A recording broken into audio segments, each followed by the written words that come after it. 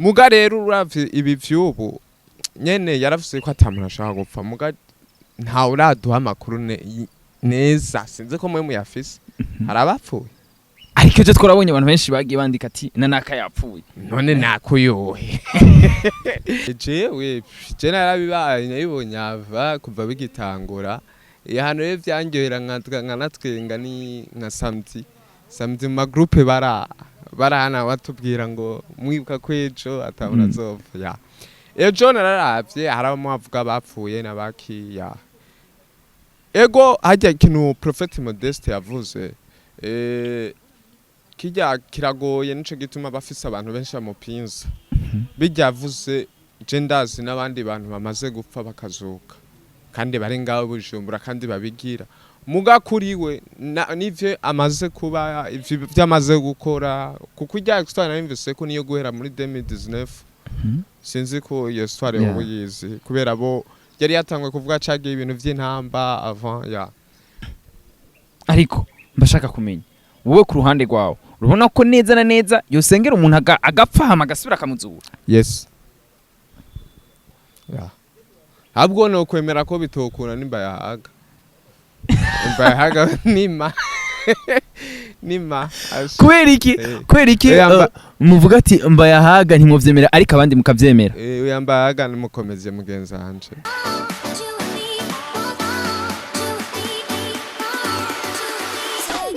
Yes, nkundira ndabaramutse nongera ndabaha ikaze kuri Magic Channel ndakubwira ko ari muganwa Kent, muganwa w'Imana, muganwa w'umwete, muganwa w'abantu. Nuko another day another vibe ndakubwira ko uno munsi nashoboye kukuzanira wa mu comedian wa wundi baramuzi ati ni gicoke cacokeye muri Yesu bamuzi nka gicoke umwe mu bantu ageze kuri comedy atwenza abantu biciye mu ijambo ry'Imana abantu bagakizwa. Muramubona kuri screen zacu ndakwakira cyane baba. Ego saga mukama ego bameze neza mbashaka kumenya hajya mu buzima busanzwe no nyine uhura witonda nko kumuga ko mu maeglize basanzwe babiza ati arenganya abantu imvura baratwenga bavuga ngo umusazi ni amasara mesi no arigiye nyene usanga umuntu abari calme bivanye na moza barimo arigiye tuja mu kubaho kw'Imana tukaryoherwa cyane n'umusaye ubayire bushaha wacu uri kurafasha nuko mbashaka kumenya rero kubera iki kwita gicoke amazina abavyeyi ninde uno musi tushaka kumenya gicoke wa nyawe ninde je zina ryanje nitwa sinzi nka Josigaye ndumunyengagara mugasi homba hanyuma gicoke ndizinyana abantu muri famille gicoke yari serno ya papa papa yitwa Richard mugara afise serno yiwe abagenzi bamwita gicoke umwanya yari amaze kugenda si hakiri izina ryiwe numvise yuko nuriduza nkari hagaciro nka mwanya dahari dikazovuma bisigura ko n'ubu gicoke ni hari niyo yibereye gose ego nuko gicoke uri umwe mu bantu bakunze kuja mu ma event magiye atandukanye gospel no mu mashengero akenshi iyo tubonye gicoke babatangura kubona style yiwe nyonyene ukuntu yambara ko ari ibintu bitwenza iki creation yikuye creation ndakunda kwamba kubegwa ndafise style zikoti nyene twarondeye ngera no muri iki gisagara ndumwe nano ndazibona kanumva zizomfasha nzozikuriramwo ndiko ndakura nuko nawe uzozenda gutisa nuko gicoke ndashaka kumenya rero urabonye ivy'amazi imisi biriko biravugwa ijya nino ndetse aho ubona ko benshi bagiye baravuga bati bino bintu Prophète Modeste avuze atereka tubirindirane igishika turabe mbega bizogenda gute ku munsi wejo urabonye kuno abantu bose ivyariko biraca kuri rezo socio wowe nka gicoke wavyakiriye gute jewe je narabibaye nabibonye ava kuva bigitangura hano rero vyangyohera nkanatwenga ni nka samedi mu groupe barahana batubwira ngo mwibuka kwejo atabona azopfa ejo nararavye haramo avuga bapfuye n'abakiya ego hajya ikintu Prophète Modeste yavuze kijya kiragoye nico gituma bafise abantu benshi bamupinza bijya yavuze je ndazi n'abandi bantu bamaze gupfa bakazuka kandi bari ngaho Bujumbura kandi babigira muga kuriwe nivyo amaze kuba ivyo byamaze gukora kuko ijya histoire narimvise ko niyo guhera muri 2019 sinzi ko iyo histoire ubu yizi kubera bo yari yatangwe kuvuga cagiye ibintu vy'intamba avant ya muga rero uravye ibi vyubu nyene yaravuze ko atamuntu ashaka gupfa muga nta uraduha amakuru neza sinzi ko mwe muyafise harabapfuye ariko je twarabonye abantu benshi bagiye bandika ati nanaka yapfuye none nakuyohe nyene ajya abakozi b'Imana n'abantu bapingwa cane mugo umukozi w'Imana ntuzomvira muri amajambo umukozi w'Imana arerekana ubushobozi bwiwe akerekana uko ameze n'ivyavuga yuko biri ari vyo bishoboka ariko mbashaka kumenya wowe ku ruhande rwawe urabona ko neza na neza yosengera umuntu agapfa hama agasubira akamuzura yes ahubwo no kwemera ko bitokuna n'Mbayahaga nima kubera iki muvuga ati Mbayahaga ntimuvyemera ariko abandi mukavyemera Mbayahaga nimukomeze mugenza hanje je namemera ahubwo muzona munde mukiriza pasteur Gicoke yamuramukije yego oya ujya nyene umwe wese vraiment naho bahuriye na Modeste tuba dushaka kumenya hari benshi bavuga ko kumva zuko mwebwe mu musanzwe musengera muri izi eglise ndavuga za Spirit Garden GGC bamwe bakunda kuvuga ati y'amavuta bamwe bigisha ibintu byo gucakira ibintu vy'imwe mwaragize akagwi aho ubona kumenga ntimwemera abavuga ubutumwa bukura bavuga ubutumwa ndavuga Pasteur Mbayahaga ndetse n'abandi baterekwa canke badakora ibijanye n'ivyo mwebwe ucavuga ko mwe mugomba kugerageza kwerekana akagwi kumenga mushigikiye badadi bibanyu gusa ari nayo mpamvu no munsi muvuga ati Mbayahagagira comedy jewe sina nk'abakozi b'Imana je ndabemera uraze umukozi w'Imana agira umwemere sivyo urumva aranganje basi vyo arekura umva abapasiteri niyo tandukaniro ryabo niyakujya ku umuntu umushefu kwiziniere abashefu kwiziniere ntibateka co kimwe n'abakozi b'Imana ntibavuga co kimwe umwe wese afise rangaje wiwe rangaje Mbayahaga niyo wundi bagiye hamwe urashobora kuyumva kuko nibanavuga co kimwe uravyumva Mbayahaga mwanda mukunda umuntu atadutera ingoro cyane kirite yo urashobora kuba afise amasabiri ya black hari yanyisheho nabonye ngo avuye muhira ngo akabezo ka mbere ngo sasta kandi ngo yibagiye akana cagaruka ararenze cyane cyamugabo yibaye ego nuko Gicoke urumwe mu bantu twagiye tubona ugerageza kwandika ku mbuga zawe uti ndakaburira ugwaruka ko govyuka rugakorera umwami Yesu umwe wese mu ngabirano yiwe nyuma yaho twagiye tubona uboneka mu ma clip video y'indirimbo zigiye zitandukanye cyane iza gospel inspiration yo kuja hari ahantu uruyikura inspiration hano ya mbere komeje ndumukomediye kandi abantu ba mbere bamfashije cyane kunyespira nk'aba artiste bo kuri eglise aba artiste kuri artiste bo kuri eglise harimo ba Francis Wenaboy Pendo Sound n'abantu bamfashije kuko bafise clip bategezwa kuntumira ko mukomediye urusengero najere iyo ngiye mu kintu ndashaka kwigaragaza kugira ngo ico kintu tugiye gukora dukora ikintu ciza kuko kigiye ahantu kure nukibona gera ico kimufasha kuko hajya kazi dukora kinkoresho aza hari umuntu ashaka kuraba clip akaryoherwa bivanye n'akadense umuntu yakubise ukacusanga uramufasha ico bivanye na stress yaramaze migihe twe tumeze nk'abadocteur ucusanga rero wihasana ukacusanga n'abandi bantu bariko arabona ati ujya muhungu zo mu ndonderero ukacusanga n'andi ma clip ndiko ndajama ahandi hanze nawe nimba uyifise uzombwira nubirimba twagize gutya tuza kubona imwe muri post ku mbuga warayipostinze ucugira ati bararaba neza si bose hari abaza gukora igikorwa cy'Imana abandi babaza bafise ivy'iwabo yari post ivuga ko abarideri bo mu eglise aribo bagaruka bakaza kwirira abakobwa ko rimwe na rimwe bobo bahora banashobora guprofita bakagerageza kubesha abakobwa bakagenda ko bazoririmba imbere kugira babajye ivyo navyo wavyakiriye gute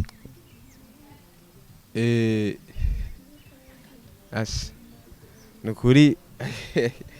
ngira iyo post ngira si wanje muga sinibuke ikintu wako na postinza muga ivyo vuze ndakubwire iyo maze hariho amapost iyo maze kuyashikira biba bigoye kuyajera cyo gituma bisaba ko mu bintu byose mu buzima bukwiye kuba hembo uvuze nk'uko ngo abarongozi ucushaka bagiye kurondera abo bari kumwe ya muri korale mu rusengero nasanze ivyo bigeragezo si vy'ubu naba Samusoni barageragezwa kubera bari bazi ubushobozi bafise bijya urazi gituma biba ugeragezwa kujya ugeragezwa gira ngo ya power ya mavuta ufise agire shit nico gituma ibintu by'abakobwa bisaba yuko ugenda bukebo kuri umurideo kuri ivyo navyo je nta makuru ndabifise biboneka ko zimwe muri challenge mukunze guhura nazo iyo muri kuri terrain namwe bihora bishika abakobwa bakabarondera kubera ko je reka ndanabivuge je dusiribatere narabuze kuri abo baridere bandi nisaba ko banaronka n'abantu baganiriza je narabuze ndagwenda WhatsApp ndi mu magroupe gusa biboneka ko batabakobwa ujamwe jewe ndafise abo tuvugana muga nta bintu vya rofu ndimo jewe nuko mbashaka kumenya rero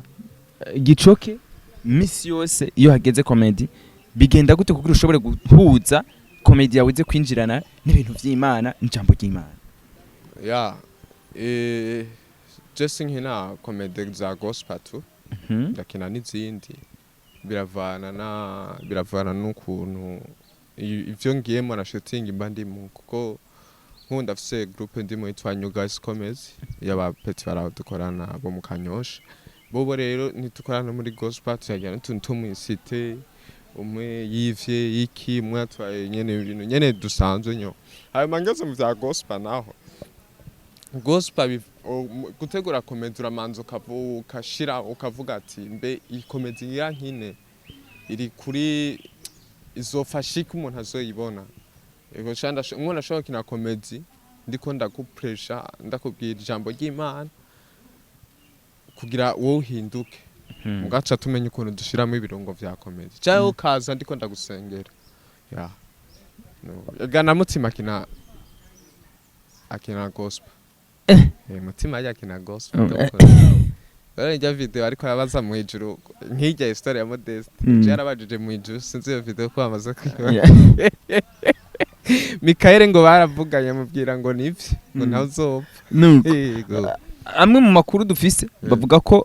akenshi mwebwe hariho izindi mbaraga mushobora kuba mukorana nazo bivanye nuko apotre wanyu nawe ngo atoroshe bakavuga ati nikimenya amenya muraraba neza gicoke ati jya style ntiyigera yihindura ati hajye niho bamushiriyemwo agati tuba dushaka kumenya rero urabona ano ko nyene ubivuze neza urazi ubushobozi mutama wanje afise Apôtre Ferdinand nibizi ndamukunda cyane ubushobozi afise kwandi umuhungu wiwe naje nibwo afise uzoshaka urabe nawe yamabegwa busi mukono tsambara amakoti amwe mugana n'umuntu yabegwa koti yazaye n'umususi yaza none se wawe abegwa n'umuhungu yereka kutabegwa gute nje gituma mpungu ni isase ni kucumu cubibona nabegwa nuko nariko ndavuga rero ati hariyo benshi bavuga ko kumvuze uko afise izindi nkomezi akorana nazo afise izindi mbaraga akorana nazo benshi bavuga ko ari bifyitiritse none izo mbaraga urazizi uno musi twashaka rero gicoke abari izo mbaraga ziroroshe si ibintu vyatahare ni Holy Spirit ni mpwemuyera mpwemuyera ni wamukoresha kandi mpwemumukoresha ndayizi turayizeye ni mpwemuyikuri nyene ega mutaramumva ntawo kumva yabwo nawe uzoze ndagutumiye vendredi dufise louange ya adoration, Friday for revive na dimanche Sunday. Rego ujya mutamu mumvise no menya n'izo mbaraga. Nk'ubu ndiko ndakukubwira ngo navyo uputaho. Mbashaka kumenya mu gusozera turafise ndi ba jeune benshi baraho bahora baba inspiré n'ibikorwa mukora n'ingene mu bikora. Nizemanuro batekerera kugira nabo ejo canke hirya yejo bazomenye ko ati tuje muri ibi canke tukovyaza gute umusaruro impano yacu. Kubandi bajene bundakunda kino gihe hari ama projet menshi ariko araze kudufasha tuba bajene bafise amatara. Ikintu cambe no ni kuja hamwe ukabaza abandi bajene ivyo bariko barakora, ukaja mu maeglise, ukaja nyene mu makrebe mu maki, kuko ugumye uri wenyene ntacukora. Ntacukora je na jetara yanje novuga yuko na yabaye transfer nayimenye cyane ngeze muri eglise, mugana ndayifise bisanzwe nk'iciga, muga abo twigaye nibo babizi, nabe ndi muderangere neri nkuru umva muga maze ushika muri eglise naragize nyene gukina n'amasketch mu rusengero vyanafashije cyane. Bisaba nyene kuja mu bindi bintu apana kugu muri wenyene, kuko amatara dufise nga mu Burundi ni menshi. Ni menshi cyane. Natwe no muri football tuba tugeze kure. Enye nuko tutabigize ucazo mfise comedy ya ego. Nuko Gicoki ndashaka kumenya ibintu bitatu umukobwa yo gukorera ukaca wumva ko woca umurongora ubwo nyene woca uja gutanga inkwani wabo. Jewe wapi nta kintu na kimwe yonkorera nima tatu ndamuronga wapi kwe nta bitatu je nta nibihari. Ego frame uno munsi bavuze ati tugira dufunge Gicoke gushika sheri wiwe amupostinze atamuntu numwe yanyegeje, ubona wofunga igihe kingana iki? Oya nubizi gufunga ivyo byo nivyo pasa. Oya turasipoze bavuze ati akarorero kugira twemeze neza nukuvuga bo baragufunga uza gufungurwa uko sheri wawe yagupostinze kuri stati atamuntu numwe yanyegeje, ubona wofunga igihe kingana iki? Gufunga ivyo nico na pasa umva byo kunda biragoye gufunga abakozi pastere Gicoke ari cyo tumera nka ba Petero ca duca mu ruhome.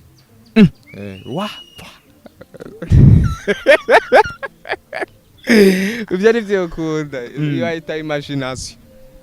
N'ubundi twariko turasipozanya burazi nchemvuga ngo nopfunga ivyo wapi nivyoba nzimbona ko bitoba no kwimagina ndabona ko ntibinakunda. Ni kihe kintu uhora ukora ukumva ati aha hantu nanje kweri ndagize ubwoba mugabo je dois le faire kubera ko ndumukomedie kubera ko basanzwe banze? Biravana nyene ari ibintu bishika mu buzima muga kubera nyene nzi life yanje n'ukundi umuntu akunda kuryoherwa, iyo haje ikintu gituma nyene umunezero wanje numva ko araryoherwa ndi aranja kuja ahantu nkaba ndumwe nkaba Alex nkasubira gucreate umunezero après nk'umuntu huye n'abantu cansubira nyene gutera inkuru cyane ugasanga wa mubabaro nari mfise uraheze ndi Alex nyene je ndazi ukuntu nyene umunezero wanje ndawurondera canke iyo ngiye gusenga nano baniriwe muri stress musi wose ngiye gusenga tugira ruwanje gusa ndumva nyene ko ryohewe cyane. Nka Francis ari yabaratwite iparwasi bayiryohewe. Nuko mu gusezera abakunzi ba Magic Channel turashaka kugende udukoreye akantu gato kariko kose ku bakunzi ba Magic Channel n'abasanzwe bakora